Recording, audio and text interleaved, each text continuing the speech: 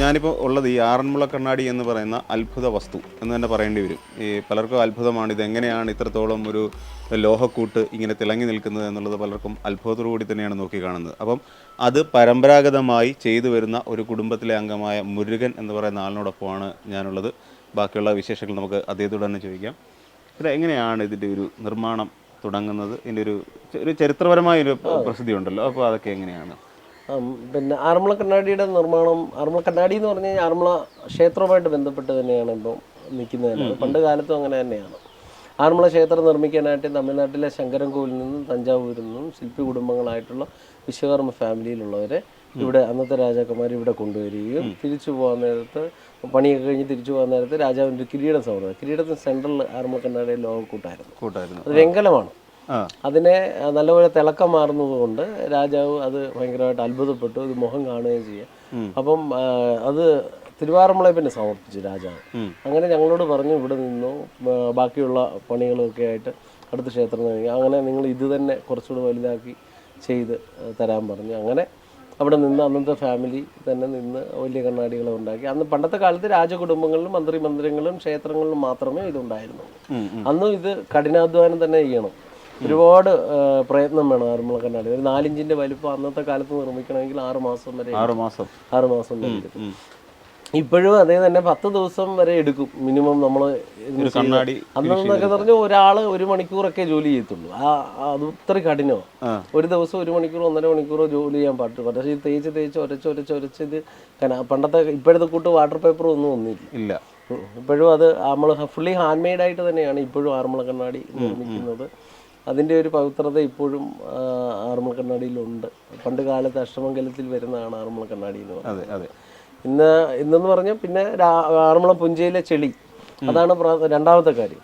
ആറന്മുള പുഞ്ചയിലെ ചെളിക്കാണ് ഏറ്റവും കൂടുതൽ പശുപ്പുള്ളത്. ആ പശുപ്പ് മണ്ണിലാണ് ആറന്മുള കണ്ണാടിയുടെ കട്ട ഉണ്ടാക്കാൻ ഞങ്ങൾ ഉപയോഗിക്കുന്നത്.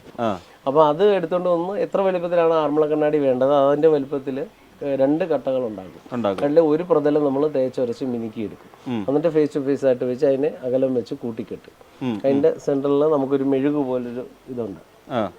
ഇതും നമ്മൾ മെഴുകാണത്. ഇതെന്താണെന്ന് വെച്ചാൽ ഇത് ചൂടാകുമ്പോൾ ഇത് ഉരുകി പോരും. അപ്പോൾ ഈ ഡിസ്കിൽ ഉള്ളിലേക്ക് പോകാനുള്ള വഴിയാണിത്. അപ്പോൾ ഇവിടെ കരു കെട്ടി കഴിയുമ്പോൾ ഇതിനകത്തേക്ക് ആറന്മുള കണ്ണാടിയുടെ കൂട്ട് നിറച്ചിട്ട് ഇതിനെ മൂടി കെട്ടിയിട്ടാണ് ഇനി ഒലയിൽ വെക്കുന്നത്. ഏകദേശം ഒരു 5 ദിവസത്തെ ഇപ്പോൾ വാഗോണ്ട് പറഞ്ഞത് 5 ദിവസത്തെ ജോലിയാണ് അത് ചെയ്യുന്നത്. പിന്നെ അത് കഴിഞ്ഞ് നമ്മൾ ഒലക്കകത്ത് വെച്ച് ആറന്മുള കണ്ണാടിയുടെ കൂട്ട് നിറച്ച് കഴിഞ്ഞ് അതിനെ ഉരുക്കിയെടുക്കുന്നത് മറിക്കുമ്പോഴാണ് ഇത് ആ ഡിസ്കിനുള്ളിലേക്ക് വന്ന് നിറയുന്നത്. അതിനെ എടുത്തുകൊണ്ട് പോയി നമ്മൾ ഫ്രെയിമിനനുസരിച്ച് മുറിച്ച് തടിയിലൊട്ടി മെഴുകും ചെഞ്ചല്ലിയും ചേർത്ത ഒരു പശയാണ് ഇപ്പോഴും നമ്മൾ ഉപയോഗിക്കുന്നത്. ആറന്മുള കണ്ണാടി ഉറപ്പിക്കാനും അതാണ് ഉപയോഗിക്കുന്നത്. അങ്ങനെ അതിനെ ഉറപ്പിച്ച് ഫിനിഷ് ചെയ്ത് ഏകദേശം പൂർത്തിയാക്കണമെങ്കിൽ 10 ദിവസം. ഒരു കണ്ണാടി തീരണമെങ്കിൽ 10 ദിവസം. ഒന്നായിട്ടല്ല ചെയ്യുന്നത്, 10, 20, 30 എന്ന ക്രമത്തിലാണ് ചെയ്യുന്നത്. ഒരുമിച്ച് ഇതുപോലെ ഇപ്പൊ കരുകെട്ടി വെച്ചിരിക്കുന്നുണ്ട്. അത് ഒരു 2-3 ഉരുക്കിയാലും അത്രയും കരി വേണം, ഇത്രയും ഉരുക്കിയാലും അത്രയും കരി വേണം. അപ്പൊ ഒരു പ്രാവശ്യം കത്തിക്കുമ്പോൾ അതിന്റെ അതുകൊണ്ടാണ് ആറന്മുള കണ്ണാടിക്ക് ഇപ്പോഴെങ്കിലും ഇച്ചിരി കുറച്ച് വില നിൽക്കുന്നത്. അല്ലെങ്കിൽ ഏറ്റവും മിനിമം ആറന്മുള കണ്ണാടിക്ക് ഒരു മിനിമം 5000 രൂപ മേടിക്കേണ്ടി വരും ഏറ്റവും ചെറുതിന്. പിന്നെ വലിയ ചെറുതിന് പ്രത്യേകിച്ച് ചില്ല ഉണ്ടാക്കാറില്ല. വലുതിന് കട്ട് ചെയ്യുന്നതിന്റെ ബാലൻസ് വരുന്നത് മുറിച്ച് നമ്മൾ ചെറിയ കണ്ണാടിക്കുന്നത്. അതുകൊണ്ടാണ് അതൊരു 1600 രൂപയ്ക്ക് ഇപ്പോൾ ലഭിക്കുന്നത്. അല്ലെങ്കിൽ അതും പറ്റത്തില്ല. പിന്നെ ആറന്മുള കണ്ണാടിക്ക് GI സർട്ടിഫിക്കേഷൻ ലഭിച്ചിട്ടുള്ള 2003 ജിയോഗ്രാഫിക്കൽ ഐഡന്റിഫിക്കേഷൻ രജിസ്ട്രി ലഭിച്ചത്. GIR എന്നാണ് പറയുന്നത്, ബഹുമതി. പിന്നെ അതുപോലെ തന്നെ ആറന്മുള ഭൂപ്രദേശത്ത് മാത്രമേ അത് നിർമ്മിക്കാൻ പാടുള്ളൂ എന്നൊരു നിബന്ധനയുണ്ട്. പിന്നെ 4000 വർഷത്തെ പഴക്കത്തോളം ക്ഷേത്രത്തിന് അത്രയും പഴക്കം തന്നെ ആറന്മുള കണ്ണാടിക്കുണ്ട്. പിന്നെ എനിക്ക് തോന്നുന്നു ഇതിനൊരു ഡ്യൂപ്ലിക്കേറ്റ് ചെയ്യാൻ പറ്റാത്തൊരു ഇല്ല പറ്റില്ല. അത് കച്ചവട തന്ത്രമായിട്ട് നിൽക്കുന്ന ചിലവർ ഇതിനെ പ്രചരിപ്പിക്കുന്നുണ്ടോ എന്നുള്ളതല്ലാതെ ഇതിനകത്ത് വ്യാജനം ഉണ്ടാക്കാൻ പറ്റത്തില്ല. ഒന്നുകിൽ 2 കണ്ണാടികളേ ഉള്ളൂ. ഒന്ന് ലോഹ കണ്ണാടി, ഒന്ന് മെർക്കുറി വെച്ച് കണ്ണാടി. അത് 2 കണ്ണാടികളാണ്. പക്ഷെ തിരിച്ചറിയാനുള്ള മാർഗം നമ്മൾ തന്നെ ഇത് കൊടുത്തിട്ടുണ്ട്. കാണിച്ച് തരാം കുറച്ചുകൂടി കഴിയുമ്പോൾ എങ്ങനെയാണ് തിരിച്ചറിയുന്നുള്ളത്. പിന്നെ അവരവരുടെ ഹോളോഗ്രാം, അതായത് ഏത് ഹാൻഡിക്രാഫ്റ്റ് യൂണിറ്റ് ആണോ നിർമ്മിക്കുന്നത് അതിൻ്റെ ഹോളോഗ്രാം അതിൻ്റെ പുറകെ കാണാം, അല്ലെങ്കിൽ സൊസൈറ്റിയുടെ ഹോളോഗ്രാം കാണാം. ഇങ്ങനെ നമുക്ക് നോക്കി മേടിക്കാമെന്നുള്ളതേ ഉള്ളൂ. ഇവിടെ ആറന്മുളയെ സംബന്ധിച്ച് പറയുകയാണെങ്കിൽ ഇവിടെ വന്നു കഴിഞ്ഞാൽ ഒരുപാട് ന്യായമായിട്ടുള്ള റേറ്റിൽ 1500 രൂപ മുതൽ ഇപ്പം കണ്ണാടി ഉണ്ട്. വെളിയിലത് 2900 മുതൽ മേളോട്ടേ ഉള്ളൂ. അപ്പോൾ ഇതിൻ്റെ ഒരു പ്രോസസ്സിങ് എങ്ങനെയാണ്? അതിൻ്റെ ഒരു തുടക്കം തുടക്കം നമ്മൾ ഞാൻ പറഞ്ഞില്ല പുഞ്ചയിലെ മണ്ണെടുത്തുകൊണ്ടൊന്ന് അരച്ച് അരയ്ക്കാന്ന് പറയുമ്പം അമ്മിയിലിട്ട് തന്നെ ഈ കല്ലിൽ തന്നെ കൈകൊണ്ട് തന്നെ ഇതിനകത്തിൽ കുറച്ച് ചേരുവകളുണ്ട്. ചാക്ക്, ചണം, പിന്നെ പച്ചമരുന്നുകൾ, പിന്നെ അതുപോലെ ഈ ചാണകം, അത് നമുക്ക് ഉപേക്ഷിക്കാൻ പറ്റാത്ത ചാണകം. എല്ലാ കാര്യങ്ങൾക്കും അത് വേണം. ചാണകം നമുക്ക് മസ്റ്റാണ്. അത് കൂടെ അരച്ച് ചേർത്ത് പിടിപ്പിച്ചിട്ടാണ് അത് കൂടി പിടിക്കാതിരിക്കാൻ വേണ്ടിയാണ് അത് ചെയ്യുന്നത്. അത് ഞങ്ങളുടേതായിട്ടുള്ള ടെക്നോളജീസ് ആണ് ഈ കൂടുതലും നിൽക്കുന്നത്. ഇപ്പോഴും നമ്മൾ പാരമ്പര്യമായിട്ട് തന്നെ അപ്പനിൽ നിന്നും മാമനിൽ നിന്നും കണ്ടു പഠിച്ചതും കേട്ട് പഠിച്ചതും ഭരണമാരിൽ നിന്നാണെങ്കിലും ഇവരുടെ എല്ലാവരും കണ്ടു പഠിച്ചത് എല്ലാം ദിനം പ്രതി കണ്ടാണ് ഇത് പഠിക്കുന്നത്. അല്ലാതെ ഒരു 5 വർഷത്തെ കോഴ്സ് കൊണ്ടോ 6 മാസത്തെ കോഴ്സ് കൊണ്ടോ ഒന്നും പഠിച്ചെടുക്കാൻ പറ്റുന്ന ഒരു കാര്യമല്ല. പിന്നെ അതിൻ്റെ നമ്മുടെ മനസ്സിലൊരു ഇത് വേണം, ചെറിയൊരു ആർട്ടിൻ്റെ എന്തെങ്കിലും ഒരു ഇത് വേണം, എന്നാലേ നമുക്കത് ചെയ്യാൻ പറ്റും. ഈ കൂട്ടത്തിൽ ഇരിക്കുന്നതൊക്കെ എല്ലാം ബന്ധക്കാരാണ്, അല്ലാത്തവരെ നമുക്ക് ഉപയോഗിക്കാൻ പറ്റില്ല. ഇപ്പോഴും കൂടി വന്നാൽ എനിക്ക് പണ്ട് നേരത്തെ സ്വർണ്ണപ്പണിയായിരുന്നു. ഞാനൊരു 2004 മുതലാണ് ഇതിലേക്ക് വന്നത്. അതിനു മുമ്പ് സ്വർണ്ണപ്പണിയായിരുന്നു. അപ്പോൾ അന്ന് അതിനകത്തിൽ വരുമാനം ഉള്ളതുകൊണ്ടാണ്. അപ്പോൾ അത് കുറഞ്ഞത് കാരണം അതിലൊരുപാട് മെഷീനറീസ് വന്ന കാരണമാണ് പിന്നെ എല്ലാവരും നമ്മൾ വെങ്കലപാത്ര നിർമ്മാണത്തിലേക്കും അമ്പലം നിർമ്മാണത്തിലേക്കും നെറ്റിപ്പട്ടം, ജീവിത, ഇതൊക്കെ ഞാൻ നിർമ്മിച്ചു കൊടുക്കുന്നതായിരുന്നു. അപ്പോൾ അതിൽ നിന്നും പിന്നെ സ്ഥിരമായിട്ടൊരു തൊഴിൽ വന്നപ്പോൾ മാമൻ്റെ കൂടെ കയറിയിരുന്നു, പണിയൊക്കെ പഠിച്ചു. അങ്ങനെ ഒരു കടയായി. ഇപ്പോൾ ഇപ്പോഴത്തെ അവകാശി ഞാനാണ്, എൻ്റെ ഇതിലാണ് തന്നിരിക്കുന്നത്. ആറന്മുള ഹാൻഡിക്രാഫ്റ്റിൻ്റെ ഇപ്പോഴത്തെ അവകാശിയാണ്. പരമ്പരാഗതമായി ഉണ്ടാക്കി വന്ന ഒരു കലാവിരുത് എന്ന് തന്നെ പറയാൻ പറ്റുന്ന. തീർച്ചയായിട്ടും കലാവിരുതിൻ്റെ നമ്മളൊരു ബിസിനസ്സായിട്ട് ഇതിനെ കണ്ടിട്ടില്ല ഇന്ന് വരെ. ബിസിനസ് കാണാൻ പോയി കഴിഞ്ഞാൽ ബിസിനസ് പരമായിട്ട് തന്നെ മുന്നോട്ട് പോകേണ്ടി വരും. നമ്മൾ കുറച്ച് അധ്വാനം, നമ്മളിത് നിലനിന്ന് പോകണം. ഞങ്ങൾ ഇത്ര കുടുംബങ്ങൾ ഇതുകൊണ്ട് കഴിയുന്നുണ്ട്, അതൊരിക്കലും നശിച്ചു പോകരുത്. അവർ പട്ടിണിയിലാകരുത്, അല്ലെ ഞങ്ങൾ പട്ടിണിയിലാകരുത്. അവർ പട്ടിണിയിലായ ഞങ്ങളും പട്ടിണിയിലാകരുത്. അപ്പം അത് പോകാൻ പാടില്ല. നമ്മുടെ ആ സുരക്ഷ, ആറന്മുള കണ്ണാടിയുടെ സംരക്ഷണം തികച്ചും ജനങ്ങളിൽ തന്നെയാണ്. ജനങ്ങളാണ് നമ്മളെ സപ്പോർട്ട് ചെയ്യുന്നത്. ഇതിപ്പോൾ എനിക്ക് തോന്നി നമ്മുടെ ഓണത്തിൻ്റെ ഒരു ഇതൊക്കെ തുടങ്ങുന്ന സമയത്ത് വളരെ കാര്യമായി തുടങ്ങുന്ന ആറന്മുളയിലാണ്. കാര്യം അവിടുത്തെ ഒരു വള്ളംകളി അതിനോടനുബന്ധിച്ചിട്ടാണ് പിന്നെ ഈ വരുന്ന നമ്മുടെ ഒരു ആഘോഷം തന്നെ നിലവിൽ വരുന്നത്. അപ്പോൾ ആ സമയത്ത് ഈ ആറന്മുള കണ്ണാടിക്ക് ഒരു വലിയ പ്രസക്തി തന്നെ ഉണ്ടെന്ന് എനിക്ക് തോന്നുന്നു. ഉണ്ട്, തീർച്ചയായിട്ടും ഉണ്ട്. ആ ഓണം, അതുപോലെ വിഷു, മകരമാസം, അയ്യപ്പ സീസൺ എല്ലാം വരുമ്പോൾ ഏകദേശം ഇപ്പോൾ എല്ലാ ഇതിനും ഗിഫ്റ്റ് കൊടുക്കുന്നതും എല്ലാം ആറന്മുള കണ്ണാടി. കാരണം സാധാരണ ഒരു സാധനം മേടിച്ചുകൊണ്ട് കൊടുത്താൽ 4 ദിവസം കഴിയുന്നുണ്ടെങ്കിൽ ഇത് ആക്രിക്കടയിൽ വരും. ഏത് സാധനം മേടിച്ചു കൊടുത്താൽ ആറന്മുള കണ്ണാടി ആകുമ്പോൾ ആ ഒരു പേര് എഴുതി കൊടുത്തു കഴിയുമ്പോൾ അത് എന്നും ഓർമ്മയ്ക്കായിട്ട് അവർ ആ ഷോക്കേസ് വെക്കുകയും ചെയ്യും, ദൈവിക കാര്യങ്ങൾക്ക് ഉപയോഗിക്കുകയും ചെയ്യും. അതിനൊരു പോസിറ്റീവ് എനർജി ഉള്ളതാണ്. അപ്പൊ എല്ലാം കൊണ്ടും തികഞ്ഞ മൂല്യമുള്ള ഒരു കരകൗശല വസ്തു തന്നെയാണ് ആറന്മുള. പക്ഷേ ഇപ്പോഴും പുറത്തേക്ക് വരാത്ത ഇതിന്റെ ഒരു ലോഹക്കൂട്ടിനെ കുറിച്ചുള്ള ഒരു കണക്കുകളാണ്.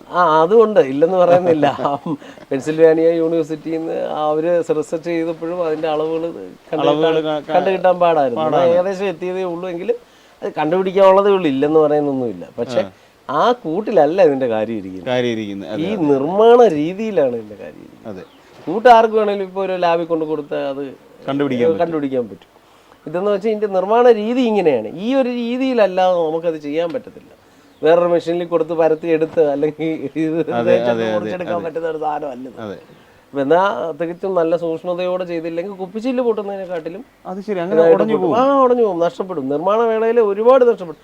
ഈ പറയുന്ന കരുവെല്ലാം എല്ലാ കണ്ണാടിയും കിട്ടുമെന്നാണ് പറയുന്നത്. അല്ല, ഇല്ല. ഈ കരുവും ഒരു കൂടി വന്ന ഒരു 5-6 എണ്ണമെങ്കിലും മിനിമം പൊട്ടും. പിന്നെ ഇത്രയും ജോലി ചെയ്തത് നമ്മൾ വാർത്ത കഴിയുമ്പോൾ ചിലപ്പോൾ പോകും. ഒന്നീ ഇത് വികസിച്ച് പൊട്ടിപ്പോവും, ചൂട് കയറും. പലയിടത്തും പല ചൂടല്ലേ വരേണ്ടത്, ചിലപ്പോൾ ഒരേപോലെ വരണമെന്നില്ല. പിന്നെ അങ്ങനെ കഴിവതും ശ്രദ്ധയോടെയാണ് ചെയ്യേണ്ടിയിരിക്കുന്നത്. അപ്പോൾ ഒരു മെഷീൻസിനെ കൊണ്ട് ഈ സാധനത്തിൽ നിന്നും കൊണ്ടുപോകാൻ പറ്റത്തില്ല. ഒരു CNC പോലും ഉള്ള മെഷീൻസ് ചിലപ്പോൾ ഫ്രെയിം നിർമ്മിക്കാൻ പറ്റും, ആറന്മുള കണ്ണാടി നിർമ്മിക്കാൻ പറ്റത്തില്ല. ആറന്മുള കണ്ണാടി അത് ആ ചെയ്ത് വെച്ചിരിക്കുന്നത് നമ്മൾ കണ്ടുപിടിച്ച പൂർവികരുടെ ഒരു ഭയങ്കര ഒരു കണ്ടുപിടുത്തം അതിഭീകരമായി പോയെന്ന് തോന്നുന്നു. തീർച്ചയായിട്ടും. പിന്നെ വിദേശ രാജ്യങ്ങൾ ഇപ്പം ഏറ്റവും അടുത്ത് ഞങ്ങൾ കൊടുത്തിരിക്കുന്ന 350 കണ്ണാടിയാണ് ഫോമയ്ക്കാണ് കൊടുത്തിരിക്കുന്നത്. ഫെഡറേഷൻ ഓഫ് മലയാളി അസോസിയേഷൻ അമേരിക്കയുടെയാണ്. അത് കരീബിയൻ കൺട്രീസിൽ കണ്ട അതിൻ്റെ പ്രോഗ്രാം നടന്നത് ഞങ്ങൾ അയച്ചു കൊടുത്തു. 350 കണ്ണാടി ഉണ്ടായിരുന്നു. അവർക്കെല്ലാം വളരെയധികം സന്തോഷം. അവിടെ നല്ല വാർത്തയും കാര്യങ്ങളും ഒക്കെ അവിടെ വന്നിട്ടുണ്ടായിരുന്നു. പിന്നെ നമ്മുടെ ഇതിലും കുഴപ്പമില്ലാതെ പോകുന്നു. ഓരോരോ കമ്പനി, സോഫ്റ്റ്വെയർ കമ്പനീസിനും എല്ലാം മിക്കവാറും ഉള്ള കല്യാണങ്ങൾക്ക് വരെ റിട്ടേൺ ഗിഫ്റ്റ് ആയിട്ട് ഇപ്പം ഇത് വന്നിട്ടുണ്ട്. അതുകൊണ്ട് നല്ലൊരു മാർക്കറ്റ് ഇപ്പോൾ ഉണ്ട്. നല്ലൊരു മാർക്കറ്റ്. അതെന്ന് വെച്ചാൽ നല്ല രീതിയിൽ തന്നെ പോകുന്നത് കൊണ്ടാണ്. ഇപ്പം കഴിവതും ഞങ്ങളെപ്പോലുള്ള ചെറുപ്പക്കാരൊന്നും ഡിസൈൻസിലൊക്കെ ഒരുപാട് മാറ്റങ്ങൾ വന്നിട്ടുണ്ട്. നല്ല രീതിയിൽ പണ്ടും ഡിസൈൻസ് ഇല്ലെന്നല്ല, പണ്ടെന്ന് വെച്ചാൽ ഫുള്ളി ഹാൻഡ് മെയ്ഡ്. ഇപ്പം നമ്മൾ ഇച്ചിരി അച്ചുകൾ പലതരം ഉണ്ടാക്കിയിട്ട് നമ്മൾ കുത്തിയെടുക്കുന്നുണ്ട്. അപ്പോൾ അത് നമുക്ക് ഇത് ചെയ്യുന്നുണ്ട്. പിന്നെ ഫ്രെയിം ഗ്രൈൻഡ് ചെയ്യാൻ ഇപ്പം ഇച്ചിരി സ്പീഡ് കിട്ടുന്നുണ്ട്. ഫ്രെയിം ഗ്രൈൻഡ് ചെയ്യാനൊക്കെ മെഷീൻസ് വന്നിട്ടുണ്ട്. അപ്പൊ ഇതിനെ ഒന്ന് മിനുസപ്പെടുത്തി എടുക്കുന്നതിനുള്ള അതിപ്പോഴും ആറന്മുള കണ്ണാടി A to Z hand made frames ഒന്നും ചെയ്യാൻ ഫ്രെയിം ഹാൻഡ് മെയ്ഡ് തന്നെ. പക്ഷെ അത് ഗ്രൈൻഡ് ചെയ്ത് അതെല്ലാം കൈകൊണ്ട് തന്നെ ചെയ്തേ പറ്റത്തുള്ളൂ. അല്ലാതെ മെഷീനിൽ കയറ്റി ഒള്ളി ബഫിങ് മാത്രം മിനുക്കാം, അത് മാത്രമേ നടക്കൂ. അല്ലാതെ ഒരു പരിപാടി നടക്കുന്നില്ല. ആറന്മുള കണ്ണാടി എപ്പോഴും ആറന്മുള കണ്ണാടി തന്നെ. ഇതൊരിക്കലും അതുകൊണ്ടാണ് ഈ ആറന്മുള കണ്ണാടിക്ക് ആ ഒരു പേര് നിലനിൽക്കുന്നത്, ചരിത്രത്തിൽ ഇടം പിടിച്ചിരിക്കുന്നത്. ഇത്രയും പേരുണ്ടെങ്കിൽ തന്നെ അവരെല്ലാം ഇത് കാത്തു സൂക്ഷിച്ചു പോകുന്നു. എന്നാൽ അറിയാവുന്നവരിത് ഇച്ചിരി മുടക്കുമുതലുള്ളത് കൊണ്ട് മാറി നിൽക്കുന്നവരും ഇതിലുണ്ട്. അത് സപ്പോർട്ടിങ് സത്യം പറഞ്ഞാൽ ഗവൺമെന്റിന്റെ ഭാഗത്തൊന്നും ഇല്ല, തീരെ ഇല്ല എന്ന് തന്നെ ഞാൻ പറഞ്ഞു. കാരണം ഇത്രയും വലിയൊരു കരകൗശല വസ്തു വേറെ ഏത് രാജ്യത്തായിരുന്നെങ്കിലും ആ നിർമ്മിക്കുന്ന ശില്പികൾക്കും ആ ഒരു നല്ല വിധത്തിലുള്ള ഒരു സപ്പോർട്ട്, നല്ലൊരു വിപണന കേന്ദ്രം, അല്ലെ ഒരു ഓഫീസ്, അല്ലെ ഒരു വർക്ക്ഷോപ്പ്, ഇതെല്ലാം തരേണ്ടത് ഒരു ഗവൺമെന്റാണ് തരേണ്ടത്. എന്നാലേ നമ്മളെല്ലാമുള്ളവർ ഇതുപോലെ ആറന്മുള കണ്ണാടി ചെയ്യാൻ അറിയുന്ന ഒരുപാട് പേര് വെളിയിൽ നിൽപ്പുണ്ട്. ഇപ്പൊ ഞങ്ങളുടെ ഫാമിലിയിൽപ്പെട്ട ഒരുപാട് പേര് വേറെ പല ഓരോ തൊഴിലിനും പൊക്കോണ്ടിരിക്കുകയാണ്. അപ്പോൾ അവർക്കൊക്കെ ഒരു സപ്പോർട്ട് കൊടുത്താൽ അവർക്ക് വരുമാന മാർഗവും ആകും. അങ്ങനെ ഇപ്പം ചുരുക്കം ഞങ്ങൾക്കൊക്കെ ഓർഡർ ഉള്ളത് കൊണ്ടാണ് നമുക്ക് പിടിച്ചിരിക്കുന്നത്. ഓർഡർ ഇല്ലാത്തവരൊന്നും ചെയ്യാൻ പറ്റില്ല. കാരണം ഒരു മാസം ജോലി ചെയ്തിട്ട് ശമ്പളം കൊടുക്കണേ തന്നെ നല്ലൊരു തുകയെ മാറും വേണ്ടി വരും. ഇപ്പോഴത്തെ കാലത്ത് കേരളത്തിന്റെ ഒരു മുഖം തന്നെയാണ് ഈ ആറന്മുള കണ്ണാടി എന്ന് പറയുന്നത്. കഥകളിയെ പോലെ നമ്മൾ പലപ്പോഴും കഥകളി പറയുന്നത്, നമ്മുടെ വള്ളംകളി, ഇതൊക്കെ നമ്മളുടെ കേരളത്തിന്റെ പൈതൃകമാണ്. അപ്പോൾ അതിൻ്റെ ഇടയിൽ ഈ ആറന്മുള കണ്ണാടി നമ്മുടെ പൈതൃകം. നമ്മുടെ ഇവിടേക്കൊരു വിദേശിയായ ഒരാൾ വരുമ്പോൾ അവർക്ക് നമുക്ക് സമ്മാനം കൊടുക്കാൻ ഇതിലും വലിയൊരു ഓപ്ഷൻ നമ്മുടെ മുന്നിൽ ഇല്ല. പ്രധാന നമ്മുടെ മുഖ്യമന്ത്രി ആണെങ്കിലും പല വ്യക്തികൾക്കും കൊടുക്കുന്നതും വെളിയിൽ പോയാൽ കൊടുക്കുന്നതും ആറന്മുള കണ്ണാടി തന്നെയാണ്. അതുപോലെ നരേന്ദ്രമോദി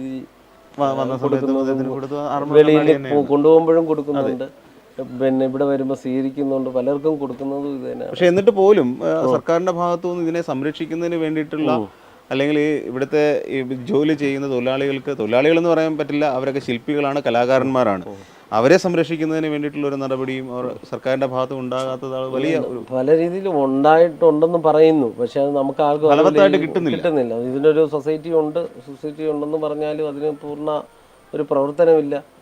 എല്ലാവരെയും ഉൾക്കൊള്ളാനുള്ള മടി എല്ലാവർക്കും ഉണ്ട്. ഇതിപ്പം എന്നാൽ നല്ല രീതിയിൽ എല്ലാവരും ചെയ്യുന്നവരെ ഒരുമിച്ച് നിർത്താൻ ശ്രമിക്കുന്നില്ല. അതൊക്കെ ഒരു പോരായ്മയാണ്. ഇതിൽ ഞങ്ങളുടെ ഇടയിൽ ഒരു ചർച്ചകളും കുളിപ്പകകളും ഒക്കെ ഇതിലുണ്ട്. എങ്കിലും എല്ലാവരും ഒത്തുചേർന്നുകൊണ്ട് ഒരുപോലെ തന്നെ കണ്ണാടി ചെയ്ത് മുന്നോട്ട് പോകുന്നുണ്ട്. പക്ഷെ എന്തിലും ഉണ്ടല്ലോ ഒരു പ്രശ്നങ്ങളും കാര്യങ്ങളും. ഇത് അടുത്ത പ്രോസസ്സിംഗ് യൂണിറ്റ് ആണ്. അതെ തന്നെ. നമ്മൾ അവിടുന്ന് ആലയിൽ നിന്ന് വാർത്തെടുത്തുകൊണ്ട് വന്ന് ലോകപലകം നമ്മളെ കണ്ണാടി ആകാൻ പോകുന്നത് ഇതാണ് നമ്മളിപ്പോൾ കാണാൻ പോകുന്നത്. ഇതിനെ നമ്മൾ മെഴുകും ചെഞ്ചല്ലിയും ചേർത്ത് പശ, ആയുർവേദിക് ഗമ്മാണ്. പണ്ട് മുതൽ മണത്താൻ മനസ്സിലാവും. മെഴുകും ചെഞ്ചല്ലിയും എണ്ണയും കൊണ്ടും മിക്സ് ചെയ്ത് പശയിൽ ഇപ്പോഴും അങ്ങനെ തന്നെയാണ് നമ്മൾ ചെയ്യുന്നത്. ഇപ്പോഴും അതേ രീതിയിൽ തന്നെ ആ കാരക്ക് പശ ഉണ്ടാക്കി ഇതിൽ മേലെ നമ്മൾ ഈ ആറന്മുള കണ്ണാടി ഒട്ടിച്ചെടുക്കും. ഫ്രെയിമിനനുസരിച്ച് മുറിച്ചതിന് ശേഷം അതാണ് ഈ ഇരിക്കുന്നത്. ഈ ഒട്ടിച്ച് കഴിഞ്ഞിട്ട് അടുത്ത് നടക്കുന്നത് നമുക്ക് ഇവിടെയാണ്. അതായത് പറഞ്ഞു വരുന്നത് ഇത് ഈ ഒരു ലോഹമാണ്, ഈ ഒരു ലോഹ തകിട് എന്നൊക്കെ പറയാൻ പറ്റുന്ന ഈ ഒരു കൂട്ടാണ് പിന്നീട് നല്ല കണ്ണാടി പോലെ കണ്ണാടിതായിട്ട് തന്നെ രൂപാന്തരം പ്രാപിക്കുന്നത്. ഇതാണ് ആ ലോഹ തകിടെന്ന് പറയുന്നത്. അതിങ്ങനെ ഈ രീതിയിലേക്ക് മെഴുക് ചഞ്ചല്ലി അല്ലേ, എണ്ണയും കൂടെ ചേർത്തിട്ടൊരു അതുണ്ടാക്കി ഇതിൽ ഒട്ടിച്ച് വെച്ചതിന് ശേഷമാണ് പിന്നീട് ബാക്കിയുള്ള പ്രോസസ്സ് നടക്കുന്നത്. അപ്പോൾ അങ്ങനെ ആ പ്രോസസ്സ് എല്ലാം ചെയ്ത് കഴിയുമ്പോഴാണ് നമ്മൾ കാണുന്ന നല്ല തിളക്കമുള്ള കണ്ണാടിയായി മാറുന്നത്. ഒരു അത്ഭുതം തന്നെയാണ് സംഭവിക്കാനുള്ളത് അല്ലേ. എവിടെയാണ് അപ്പോൾ എൻ്റെ അടുത്ത് ഇവിടെയാണ് തേച്ചുകൊണ്ടിരിക്കുക. വാട്ടർ പേപ്പറിൽ വെള്ളവും കൂടെ മുക്കി നമ്മൾ ഈ ലോഹപ്രതൽ നമ്മൾ ഏറ്റവും മിനുസമുള്ളത് നമ്മൾ തേച്ച് ഒരുപാട് നേരം എടുക്കും. നമ്മൾ ഒരു ദിവസം കൊണ്ടൊന്നും തീരുമാനം ഏകദേശം ഇങ്ങനെ ഏകദേശം ഫൈനായിട്ട് വന്നിട്ടുണ്ട്. ഇനി നമ്മൾ ആ കുത്തും പാടുകളും എല്ലാം കളഞ്ഞാണ് നമ്മൾ ഇത്രയും ആക്കിയിരിക്കുന്നത്. ഈ ഒരു അവസ്ഥയിലേക്ക് എത്തി ഇനി വീണ്ടും ഇതിന് പുറത്ത് പണിയുണ്ട്. ഇനി മിനുക്കണം. ആ വെൽവെറ്റ് തുണി പലതരം തുണികളുണ്ട്, പല സൈസ് വേണം, പല നമ്മുടെ ഹാർഡ്നെസ് ഒരിക്കലും ഇനിയും വരാൻ പാടില്ല, തീരെ ബലവും കൊടുക്കാൻ പാടില്ല. അങ്ങനെയൊക്കെയാണ് നമ്മൾ തേച്ചൊരച്ചെടുക്കുന്നത്. അത് മണിക്കൂറുകളോളം എടുക്കും ഒരു ചെറിയ എടുക്കാൻ. 3 മണിക്കൂറാണ് ഏകദേശം ഒരു ചില്ല് ഒന്ന് തേച്ചെടുക്കണം. 3 മണിക്കൂർ എടുക്കും. ഏറ്റവും ചെറുത് അത് നോക്കണം നമ്മൾ. കുത്തുകളോ ഈ എയർ ഉണ്ട്, എയർ ബബിൾസുകളുണ്ട്, അത് ഇതിൻ്റെ ലോഹത്തിനിടയിൽ വരാം.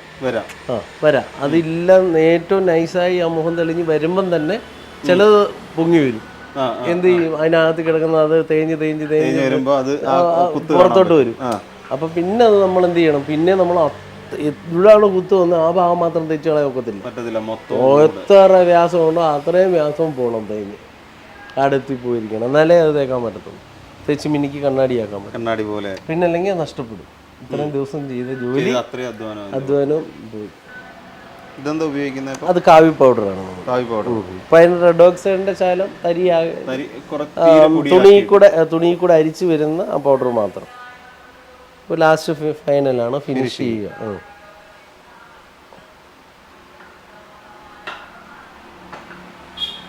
ഇതിന് പല തുണികൾ വെച്ചിട്ടാണ് നമ്മൾ ചെയ്യുന്നത് അല്ലേ?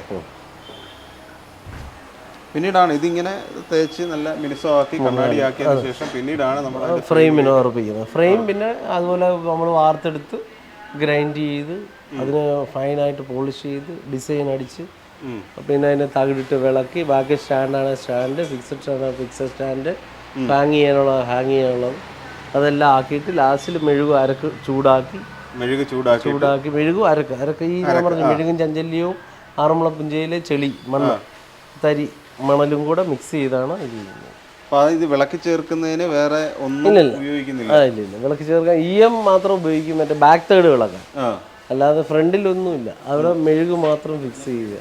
ട്രഡീഷണൽ രീതിയിൽ തന്നെ പണ്ട് എങ്ങനെയാണോ ചെയ്തിരുന്നത് അതേപോലെ. അത് വേറെ ഇതായതുകൊണ്ട് പൊടിയൊന്നും പാഴാൻ പാടില്ല. ലാസ്റ്റ് എന്ന് പറഞ്ഞു കഴിഞ്ഞാൽ ആ പുതിയ ഇതായിരിക്കണം വെൽവെറ്റ്.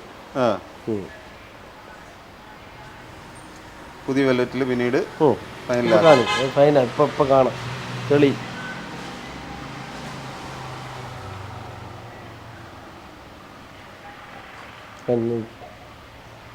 ആ മുഖം കാണത്തക്ക രീതിയിൽ മിനി കഴിയും. നമുക്ക് സത്യത്തിൽ ഇതൊരു അത്ഭുതം തന്നെ എന്ന് പറയേണ്ടി വരും. ഇതിപ്പോൾ കണ്ടില്ല, നേരത്തെ നമ്മൾ കണ്ട ഈ ഒരു ലോഹ കഷ്ണത്തെ ഈ ഒരു തരത്തിൽ ഇത്രയും തെളിമയുള്ള ഒന്നാക്കി മാറ്റിയിരിക്കുകയാണ്. ഇതിന് നമുക്കറിയാം ഇതിലേക്ക് എത്തുന്നതിന് വേണ്ടിയിട്ട് എടുത്ത പ്രോസസ്സാണ് കുറച്ച് മുമ്പ് നമ്മൾ കണ്ടത്. അതിൽ നിന്ന് ഇങ്ങനെയൊരു ലോഹ കഷ്ണം ഉണ്ടാകുന്നു. ആ ലോഹ കഷ്ണത്തെ പലതരത്തിൽ അത് തേച്ച് മിനുക്കി മണിക്കൂറുകൾ അല്ലേ, മണിക്കൂറുകൾ തന്നെ വേണ്ടി വരും. എന്നിട്ട് അതിനെ ഈ ഒരു രൂപത്തിലേക്ക് മാറ്റിയിരിക്കുകയാണ്. ഈ തടിയിൽ നിന്നും ഈ കണ്ണാടിയെ റിമൂവ് ചെയ്യാൻ പോവാം. പണ്ടിത് വെയിലത്ത് വെച്ചാണ് ചെയ്തുകൊണ്ടിരുന്നത് കേട്ടോ. വെയിലത്ത് ഇങ്ങനെ കൊണ്ടുവെക്കും.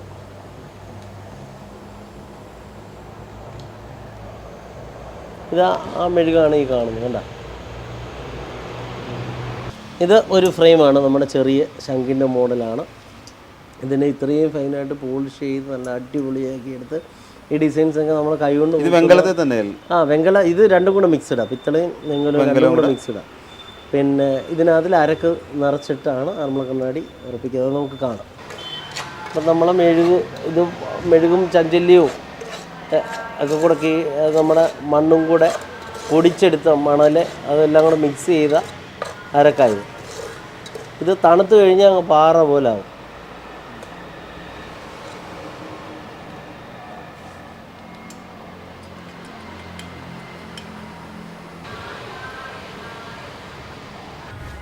ഇത് നല്ല ചൂടാണ്. ഇത് ശക്കലം ഒന്ന് ആറിക്കഴിഞ്ഞിട്ടേ ഇത് ഇടാൻ പറ്റും.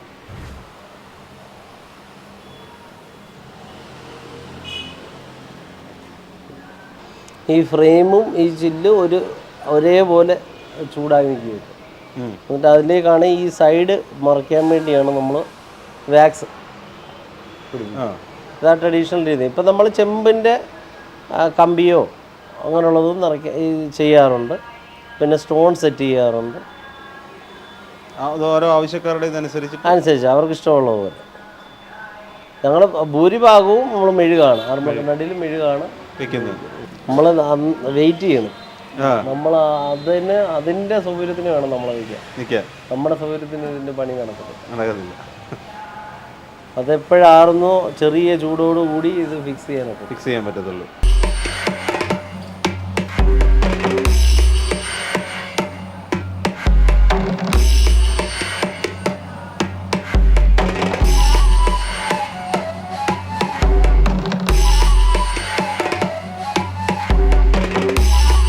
ഇനി അത് ഈ ഫ്രെയിമിൻ്റെ ഈ ചില്ലിൻ്റെ ഇതും ചൂടാണ്. ഇതെല്ലാം ഒരുമിച്ച് ചൂടായാൽ മാത്രമേ അത് സെറ്റാകത്തുള്ളൂ.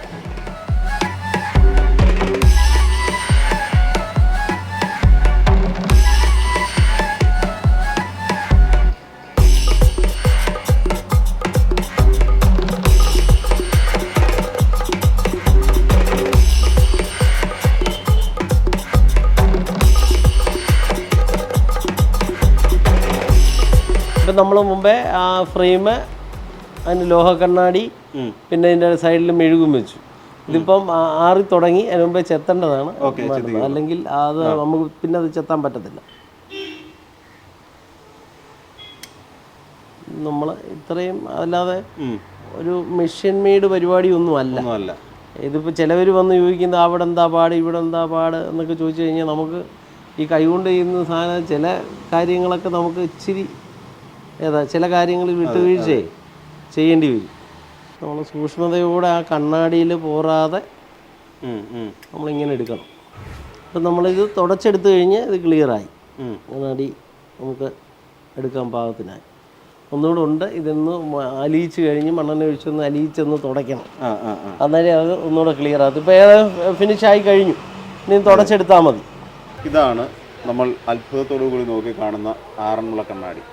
ഇതിന് പിന്നിൽ എത്ര പേരുടെ അധ്വാനമുണ്ടെന്നും എത്ര ദിവസത്തെ അധ്വാനമുണ്ട് എന്നുള്ളതും വളരെ എളുപ്പത്തിൽ, അധികം പ്രശ്നങ്ങളൊന്നും ഇല്ലാതെ വളരെ എളുപ്പത്തിൽ, എന്നാൽ പൂർണ്ണമായി കാണിച്ചു എന്ന് ചോദിച്ചാൽ പൂർണ്ണമായി കാണിച്ചിട്ടില്ല എങ്കിൽ പോലും നമുക്ക് കാണിക്കാൻ കഴിയുന്നത്രയും കാണിച്ചിട്ടുണ്ട്. നിരവധി പേരുടെ അധ്വാനം ഇതിൻ്റെ പിന്നിലുണ്ട്.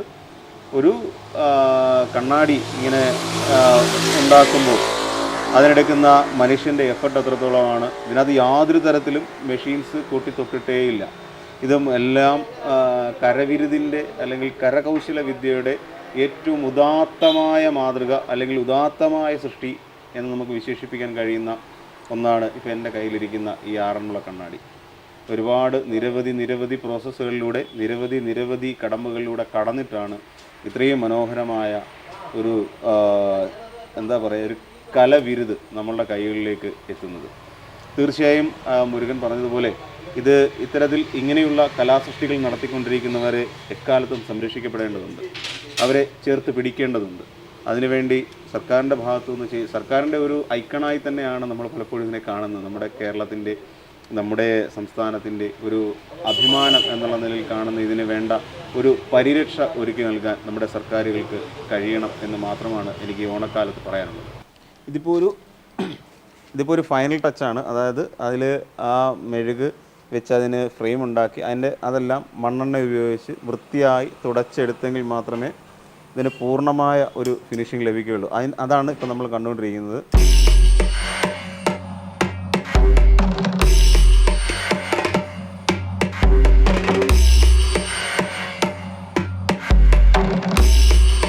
ഇത് വളരെ സൂക്ഷ്മതയോടുകൂടി വളരെ ശ്രദ്ധയോടുകൂടി ചെയ്യേണ്ട ഒരു പ്രോസസ്സാണ്.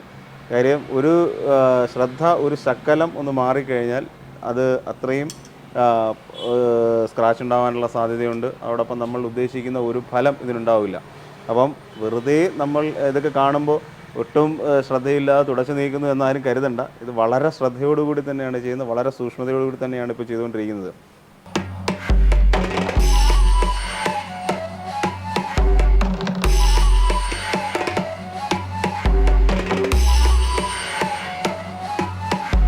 അത്രയും ശ്രദ്ധിച്ച് സൂക്ഷ്മതയോടുകൂടി ചെയ്ത ഒരു ആറന്മുള കണ്ണാടിയാണ് ഇപ്പോൾ എൻ്റെ കയ്യിലുള്ളത്.